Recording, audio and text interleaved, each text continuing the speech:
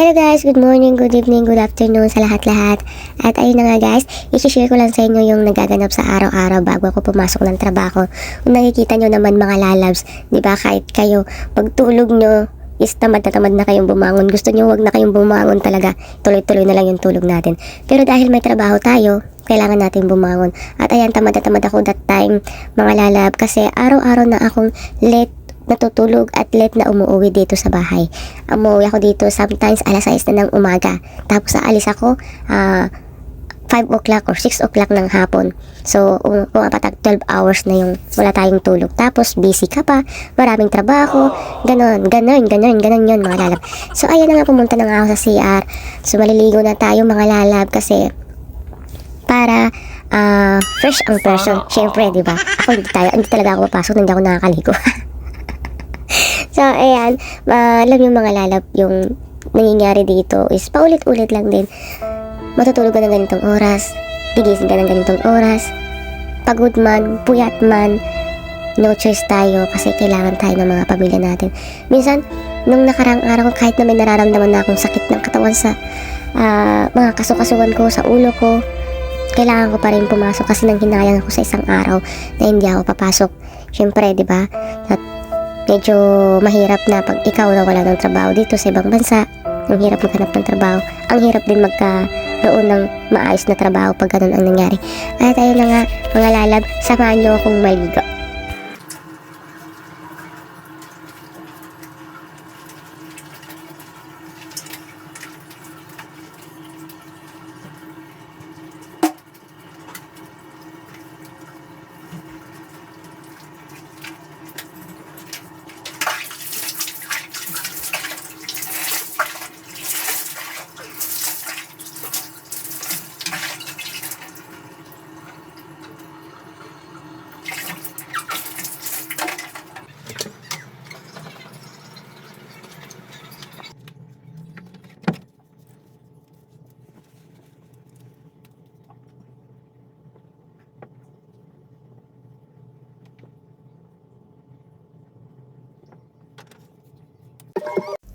At syempre guys, hindi kumpleto yung ligo natin or araw natin or paglalagay natin ng colorete sa pagmumukha natin kung hindi tayo nakagamit ng iskinol.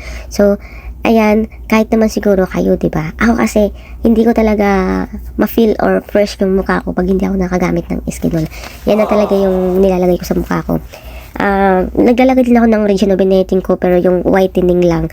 Hindi ako naglalagay ng mga kung anong toner, basta yung whitening toner lang. At sa mga nagtatanong nga pala anong gamit kong sunscreen, ang gamit ko lang naman is Brilliant sunscreen. Ang tagal ko na siyang ginagamit since nung lumabas pa yung Brilliant na to, ginagamit ko na yung sunscreen nila. At ang ganda sa mukha guys. Yung mga kasama ko sa trabaho, tinatanong din nila kung ano ba daw ginagamit ko, bakit daw hindi daw ako tinutubuan ng mga tagyawat, ganun, no? Sana, so, yan lang naman yung sikreto ng person. Wala nang iba. Yun lang. At ayun na pala guys, gagamitin ko nga pala yung plancha na nabili ko doon sa salon na lagi kong pinupuntahan. Kasi, dati kasi, pag rush hour na talaga ako, pumupunta pa ako doon sa kanila. Dumadaan pa ako doon para magpa-plansya ako doon. Tapos nagbabayad pa ako ng 10 dirham. Magkano na yung 10 dirham? Yung pera sa Pinas, umabot na yun ng 100, no?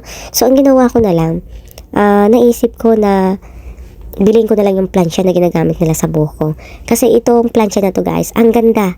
Pag yan pinlansya mo sa buhok mo, flat na flat siya. Kung nakikita niyo naman, di ba? Ayan.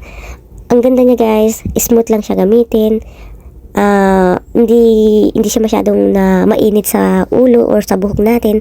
Yung ibang plansya kasi guys, ang init sa buhok, minsan nasusunog pa yung buhok natin, nadadamage siya. Pero yan, hindi. Ang ganda niya. Karamihang may mga plansya niyan guys, yung sa parlor. Yung mga Chinese na mga parlor, yung mga ganyan. Try nyo siya. Promise. Sasabihin nyo, ay, oo, ang ganda.